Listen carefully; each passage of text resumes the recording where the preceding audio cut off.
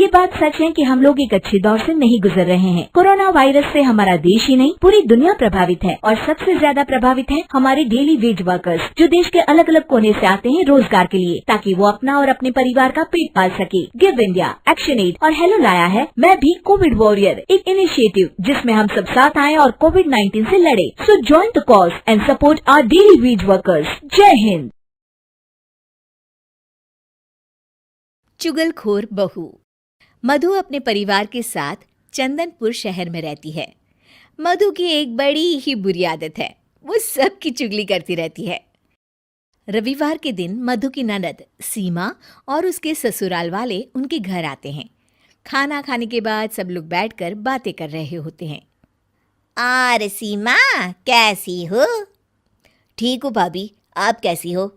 मैं भी ना बढ़िया हूँ। अरे तुमने जो वो अचार भेजा था ना, बहुत अच्छा था। आपको अच्छा लगा? थैंक यू भाभी, मैं इस बार ना और भेज दूंगी। अरे नहीं नहीं, और मत भेजना, मम्मी जी को कुछ खास पसंद नहीं आया, ऐसा वो कह रही थी। अच्छा, क्या कह रही थी मम्मी अचार के बारे में? अचार के बारे में तो नहीं कह रही थी, वो तुम्हारे खाने के बारे में कह रही थी कि सीमा को अभी तक ठीक से खाना बनाना भी नहीं आया। क्या मम्मी ने ऐसा कहा? हाँ, पर कोई नहीं ना सीमा, तुम बुरा मत मानो, मुझे तो अचार बहुत पसंद आया। हाँ, मम्मी को तो मेरा कोई काम पसंद ही नहीं आता, मेरे हर काम में बस कमियां ही ढूंढती रहती हैं। सीमा और उसके ससुराल वाले अपने घर जा रहे होते हैं। तब मधु की सास कहती है, अच्छा सीमा बेटा, अपना ख्याल रखना। हाँ हाँ ठीक है मम्मी। सीमा रूखेपन से जवाब देकर वहां से चली जाती है। अरे सीमा को क्या हो गया बहू, कुछ कहा क्या उसने? अब पता नहीं माँ जी। मधु अपनी सहेली संजना से बात कर रही होती है। अरे तुझे पता है, मैं ना शीला की पार्टी में गई थी उस दिन, तेरे बारे में पता नहीं वो लोग क्या क्या बातें कर रहे थे, मुझसे तो सुना भी नहीं गया। हाँ। अच्छा, क्या कह रहे थे वो लोग? शीला कह रही थी कि जब भी मैं संजना को पार्टी में बुलाती हूँ वो आती ही नहीं, उसे पैसों का बड़ा घमंड है भाई। क्या उसने ऐसा कहा? मैं अभी उससे बात करती हूँ। अरे छोड़ ना, उसकी बात ही नहीं करनी हमें, छोड़, चल छोड़। मधु अपनी सहेली से बात कर रही होती है, तभी उसका पति सचिन आ जाता है। अच्छा संजना, मैं ना तुमसे बाद में बात करती हूँ, ठीक है? मधु इधर आओ। क्या हुआ जी? अरे पता नहीं क्या हो गया है, सीमा माँ से बात ही नहीं कर रही। तुमसे कुछ कहा था क्या उसने? नहीं तो जी, उसने तो कुछ नहीं कहा मुझे। पर क्या मधु, बताओ मुझे। जब ना हम सब बाहर बैठे थे तो मधु की सास मुझसे आकर बोली कि अब तुम लोग भी एसी खरीद लो, गर्मी बहुत लगती है यहाँ आकर। क्या उन्होंने ऐसा कहा? हाँ जी, ऐसा कहा। अब मधु के घर वाले ना हमेशा ही हमें नीचा दिखाते रहते हैं। नाराज तो हमें होना चाहिए, और सीमा नाराज होकर बैठी है। कोई बात नहीं, होने दो नाराज, हमें भी फर्क नहीं पड़ता। मधु मेरी एक बात ध्यान से सुनो, कोई जरूरत नहीं है आज के बाद उससे बात करने की। ठीक है जी।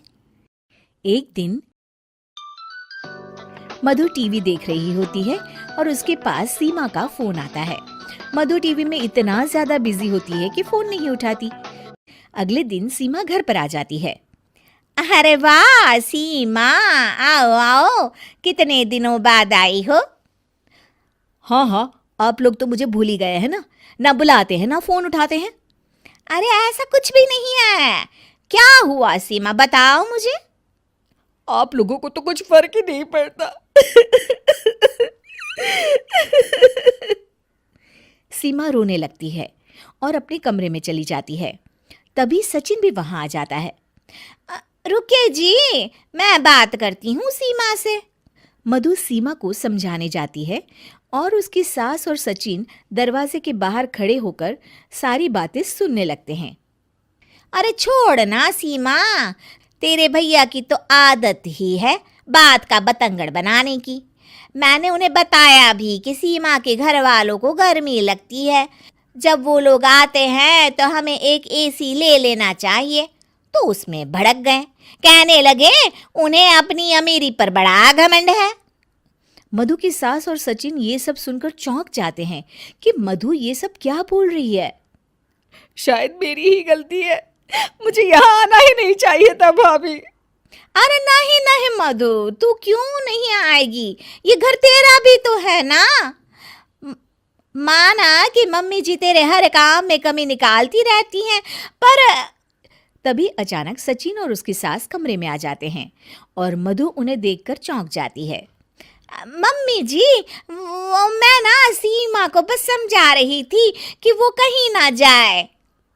समझा रही थी या भड़का रही थी? हाँ, तुम इतनी बड़ी चुगलखोर हो मधु, हर किसी की बुराई करती हो, सबके बारे में झूठ बोलती हो ताकि हमारे बीच झगड़ा हो।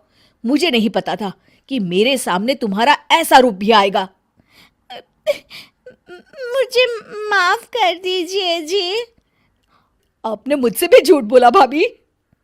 उन तीनों के सामने मधु की पोल खुल जाती है और वो सर झुकाए खड़ी रहती है। लेकिन अब कर भी क्या सकती है?